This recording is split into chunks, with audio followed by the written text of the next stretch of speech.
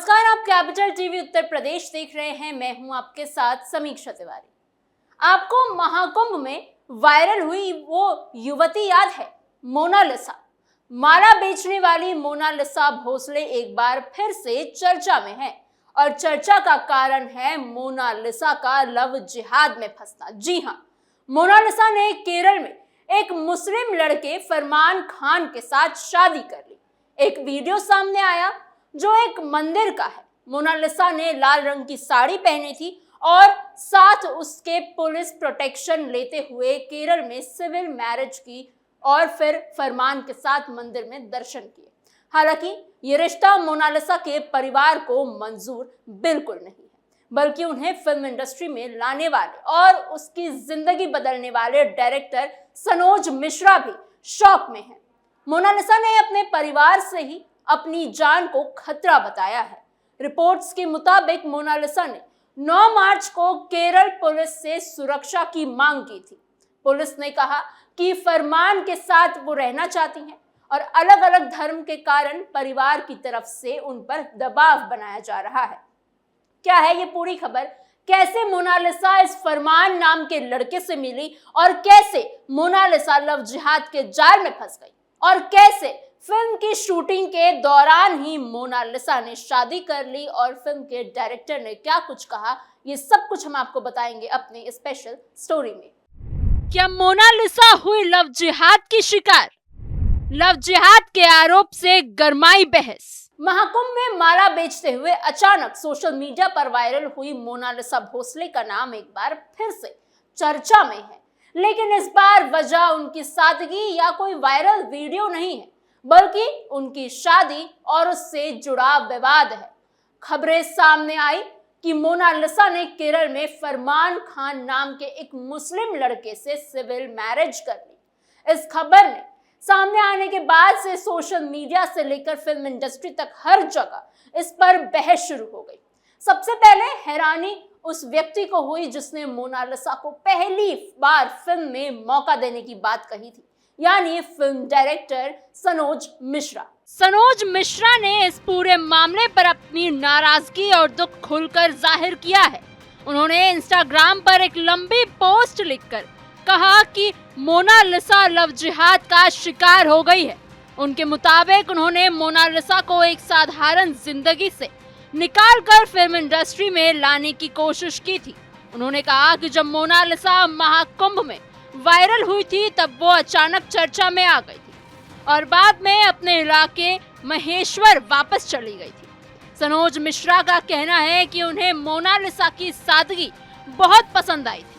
उन्होंने उसे गंगा जैसी पवित्र और प्रकृति जैसी सरल लड़की बताया। इसी वजह से उन्होंने ये फैसला किया कि उसे ट्रेनिंग देकर अपनी फिल्म में हीरोइन बनाएंगे। सनोज मिश्रा का कहना है कि जब उन्होंने ये घोषणा की तो देश दुनिया के लोगों का समर्थन मिला, लेकिन उनके अनुसार कुछ लोग इस बात से खुश नहीं थे। उन्होंने आरोप लगाया कि उनके विरोधियों ने उन्हें झूठे मामले में फंसाकर जेल तक भिजवा दिया।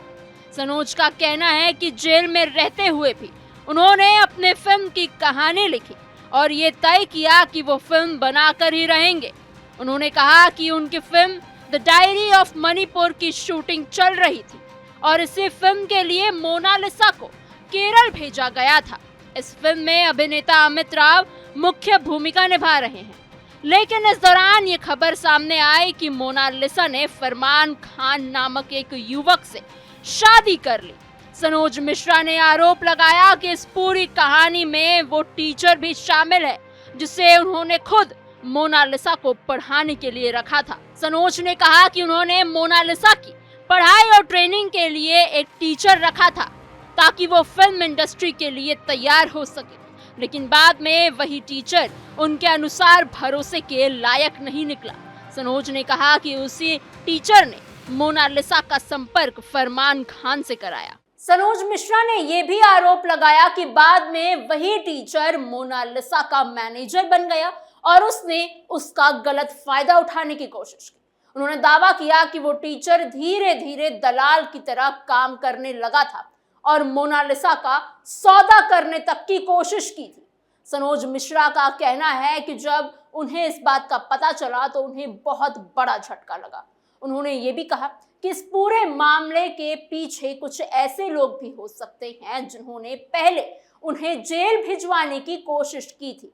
सनोज मिश्रा ने अपनी पोस्ट में लिखा कि ये बगावत नहीं बल्कि लव जिहाद है और उनकी जिंदगी का सबसे बुरा दिन भी।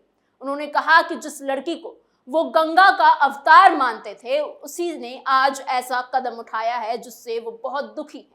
सनोज ने ये भी कहा कि मोनालिसा की जिंदगी उतनी आसान नहीं थी जितनी बाहर से दिखाई देती थी।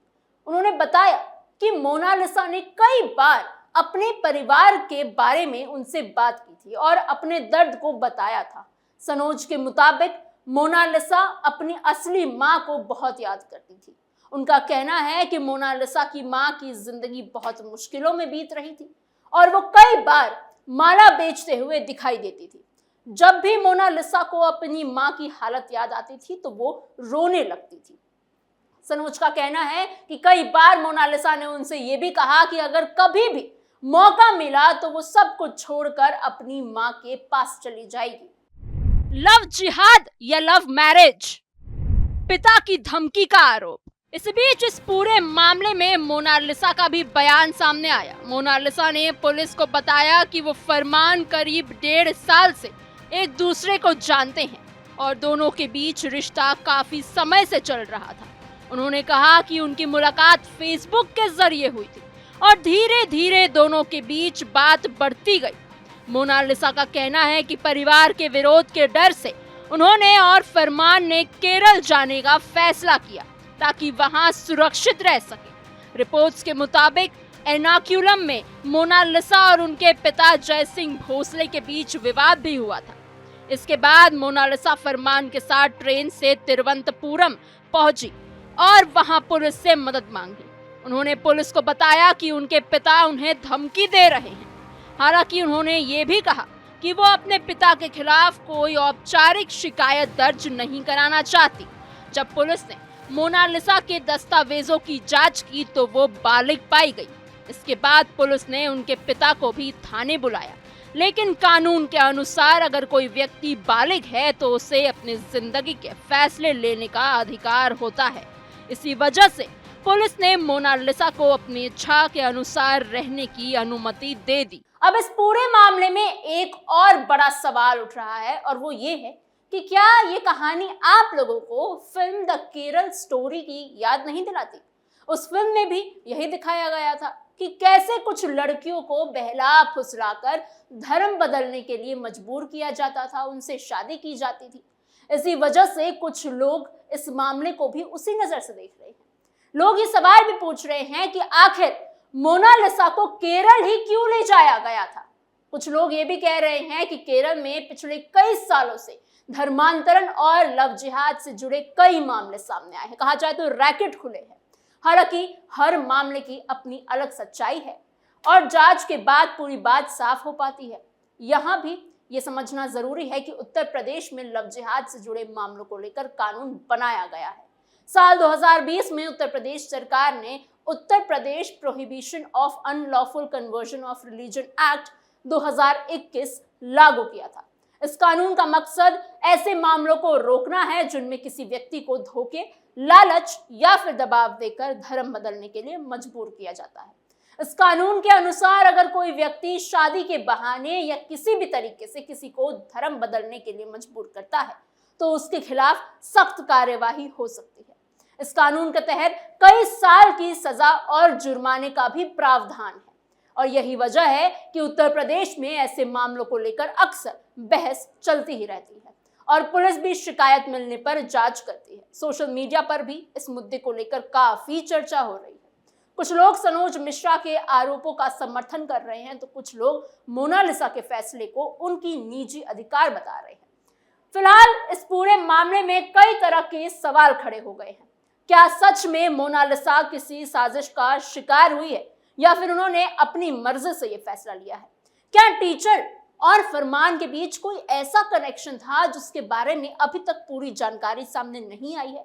और क्या सनोज मिश्रा के आरोपों में सच्चाई है या सिर्फ उनकी नाराजगी और दुख का नतीजा, और क्या ये पूरा मामला लव जिहाद का रैकेट है? इन सभी सवालों के जवाब आने वाले समय में मिल पाएंगे, जब इस मामले की पूरी सच्चाई सामने आएगी। आने वाले दिनों में अगर इस मामले में और खुलासे होते हैं तो ये साफ हो पाएगा कि आखिर सच क्या है।